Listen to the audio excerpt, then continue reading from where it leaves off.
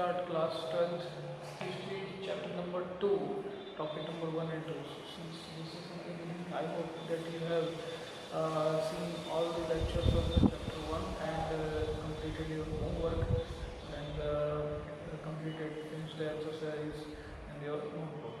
So here we are going to start.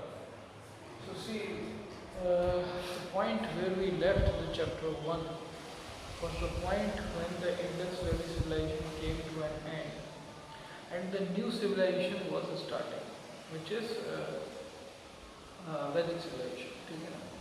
Indus valley civilization के लिए मोटा मोटी मान लेते हैं कि 750 BC में ये जो है खत्म हुई थी और वैदिक civilization की शुरुआत हम मान लेते हैं 1500 BC तक.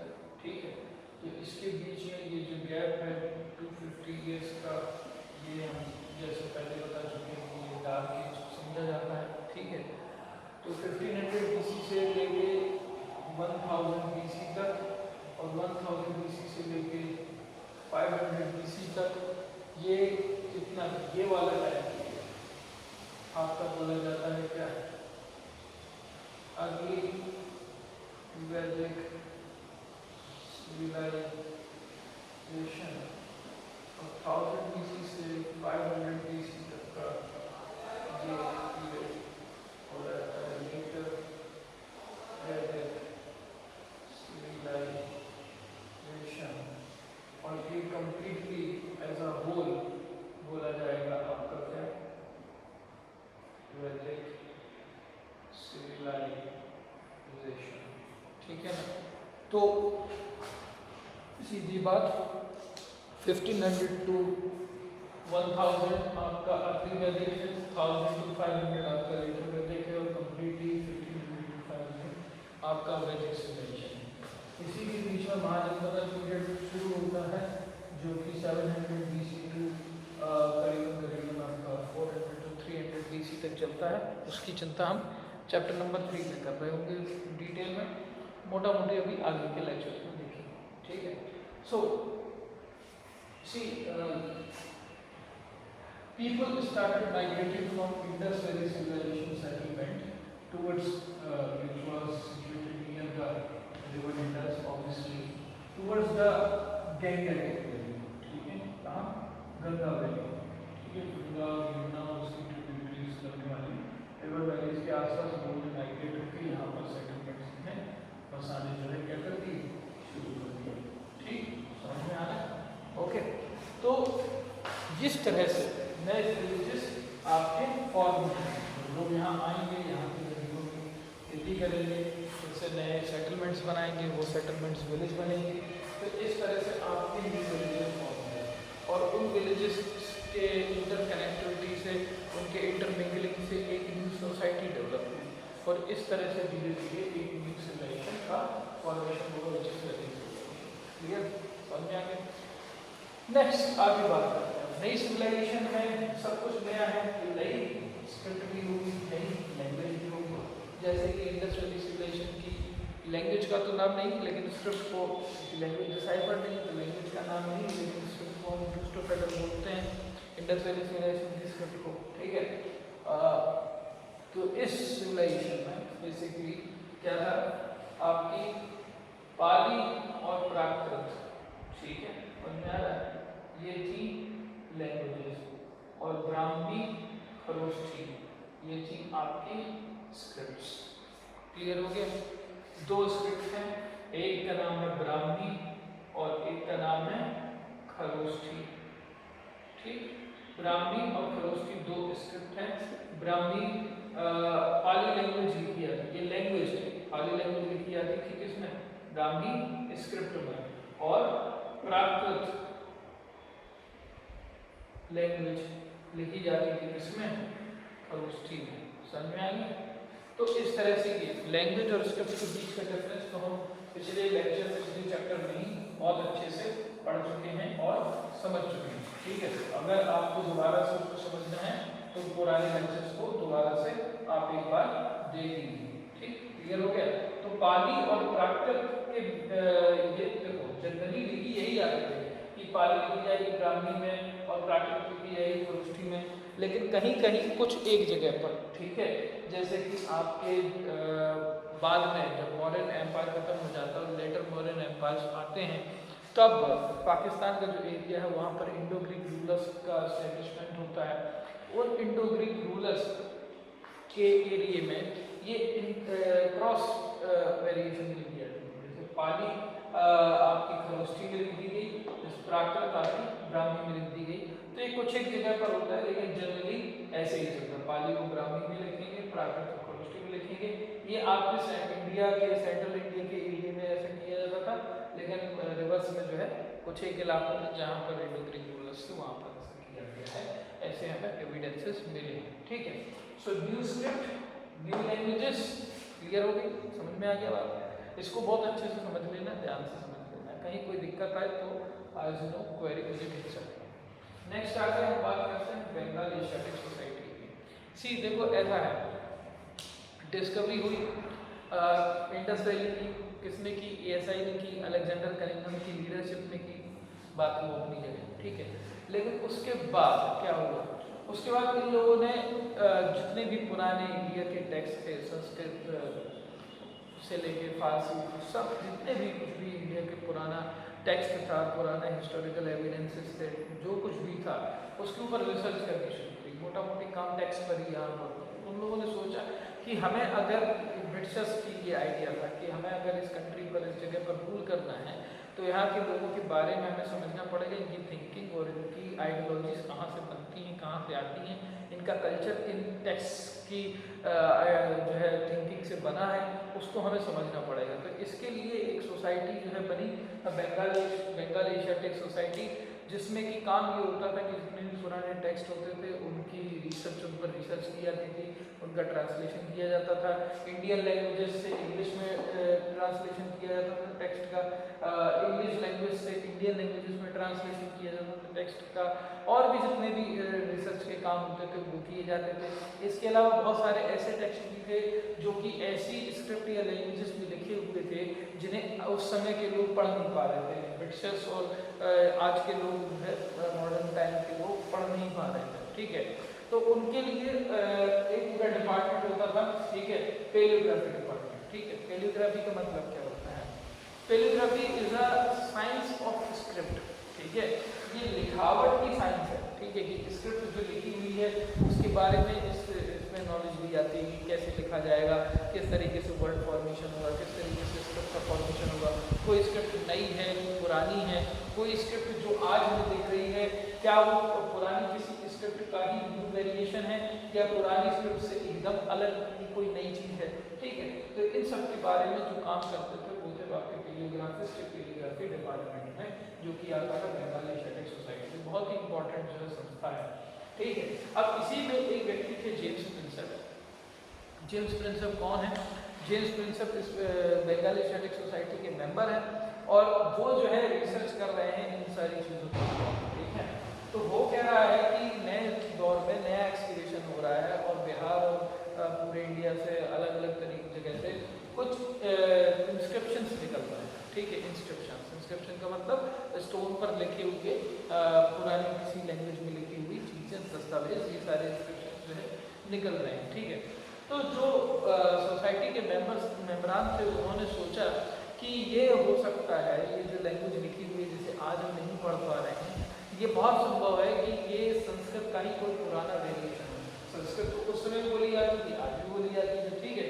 तो उन लोगों ने सोचा कि ये जो इंस्क्रिप्शन मिल रहे हैं, परहैप्स ये संस्कृत जो लैंग्वेज है इसका कोई पुराना वर्जन, ठीक, समझ में आ रहा है, ओल्ड वर्जन है संस्कृत, ठीक है। आप हिंदी कोई देखोगे तो समय के साथ बदलती जाती है।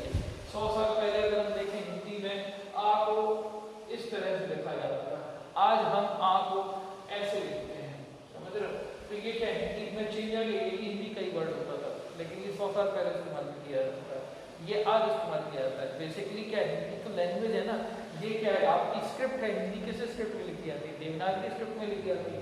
तो आज के समय में देवनागरी स्क्रिप्ट में हम किस लेटर का यूज़ करते हैं? जिस साउंड के लिए 100 साल पहले उसी साउंड के लिए इसको यूज़ किया जाता था। बात समझ में आ गई?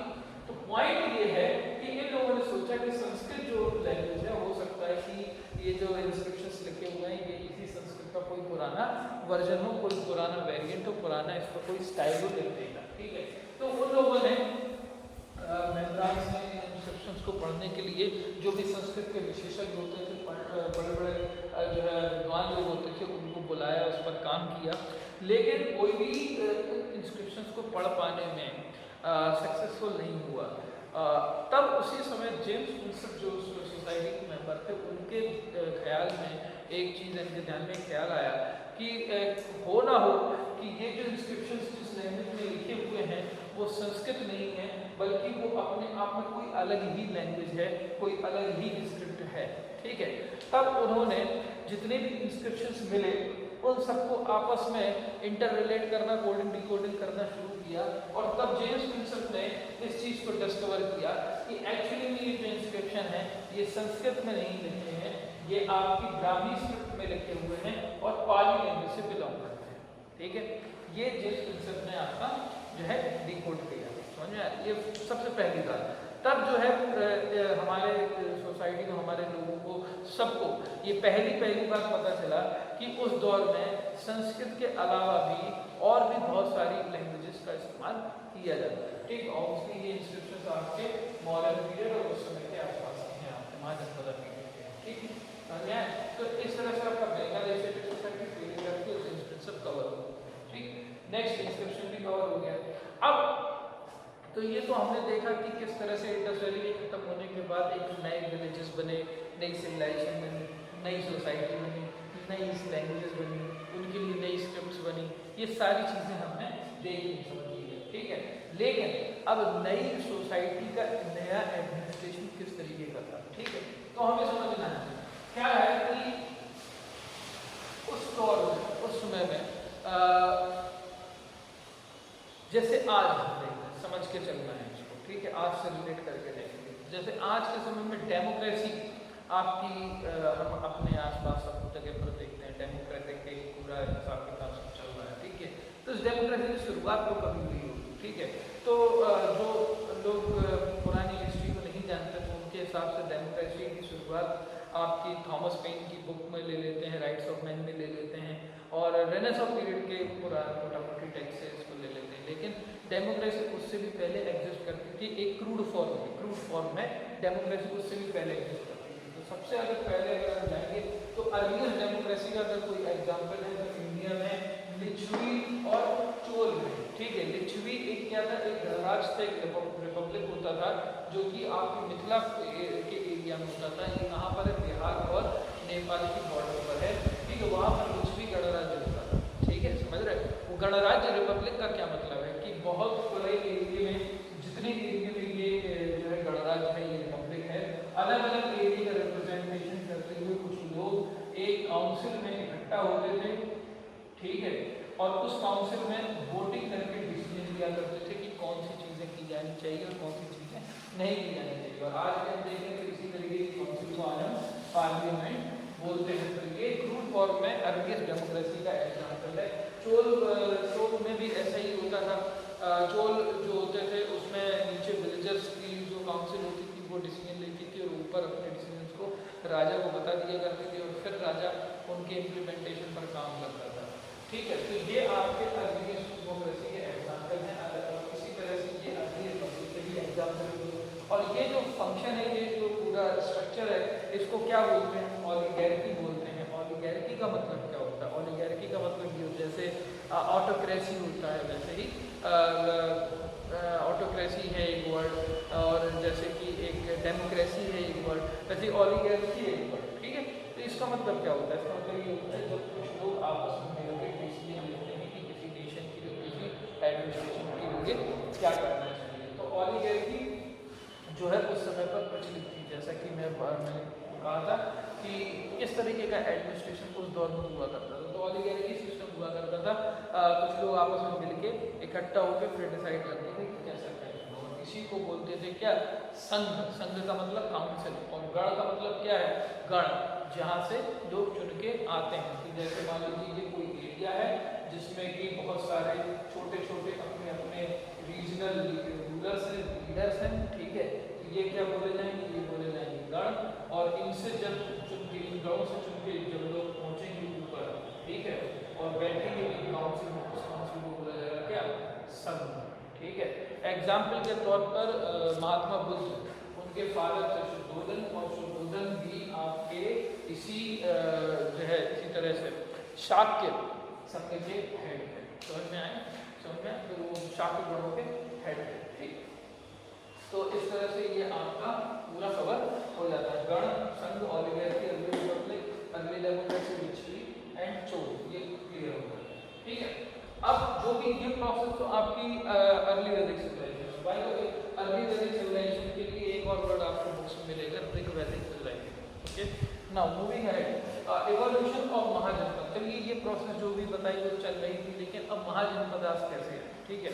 तो जैसे मैंने बताया कि 1500 BC से आपका 1000 BC तक आपकी क्या है अर्ली वैदिक सिविलाइजेशन, जिसको कि हम ऋग्वैदिक सिविलाइजेशन भी बोल देते हैं, ठीक है।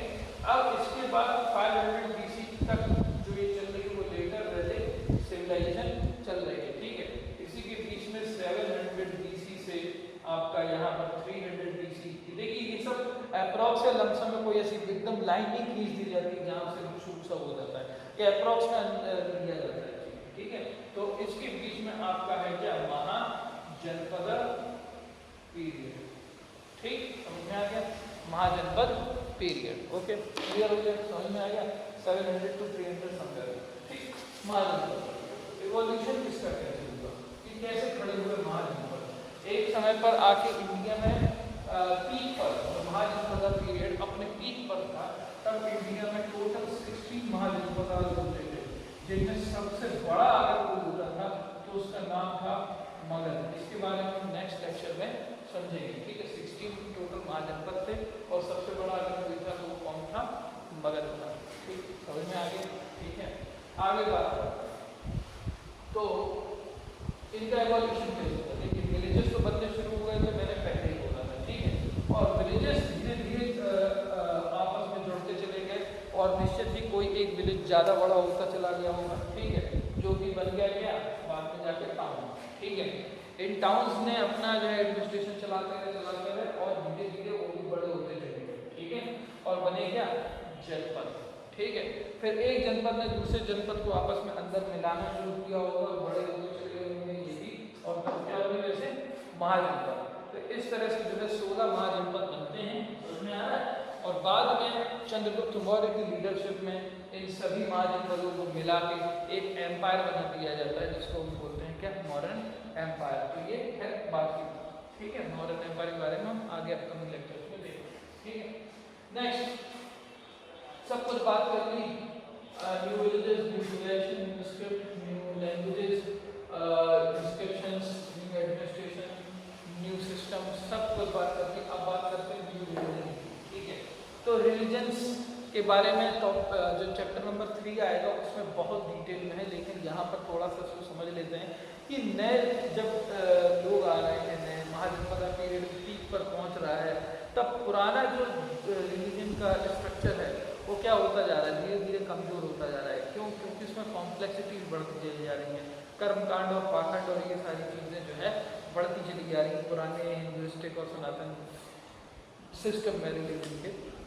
लेकिन उस कॉम्प्लेक्सिटी से सोसाइटी में एक नीड पैदा होती है कि हमें जो है एक सिंपल सिस्टम चाहिए, एक नया, एक ईजी और एक फ्लेक्सिबल सिस्टम की ज़रूरत है, और उसी की रिक्वायरमेंट की वजह से नए रिलीजन्स जो है प्रोपेगेट होते हैं, जैसे कि आपके बौद्ध, जैसे कि आपके जैन, आजीवक, ऐसे एक्सेट्रा। ये न्यू रिलीजन्स तब आते हैं, समझ में आया।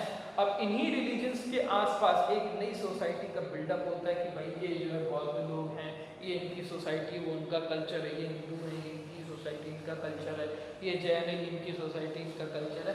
तो इस तरह से नई नई सोसाइटियाँ की डेवलप होती शुरू हो जाती है, ठीक है। फिर हम आगे बात करते हैं, अब चूंकि नए रिलीजन है, सबकी अपनी अपनी सोसाइटी है, सबका अपना अपना कल्चर है, अपनी अपनी कम्युनिटी है, तो सबके अपने अपने क्या धर्म सूत्र भी हैं, धर्म टेक्स्ट भी हैं।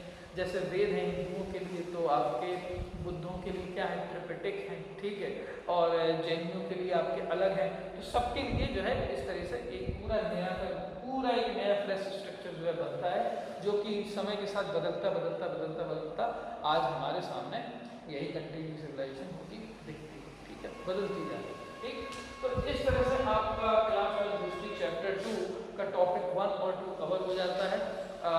इन सभी टॉपिक्स को आपको पढ़ना है, होमवर्क ये है, और जो भी मैं वर्क भेजता हूँ, शीट्स भेजता हूँ, उनको आप कंप्लीट कीजिए। और अगर किसी तरीके का कोई डाउट हो, कोई क्वेरी हो, कोई सवाल हो, तो व्हाट्सएप पर मुझे क्वेरी भेज सकते हैं। मैक्सिमम 24 आवर में आपकी क्वेरी को रिजॉल्व कर दिया जाएगा।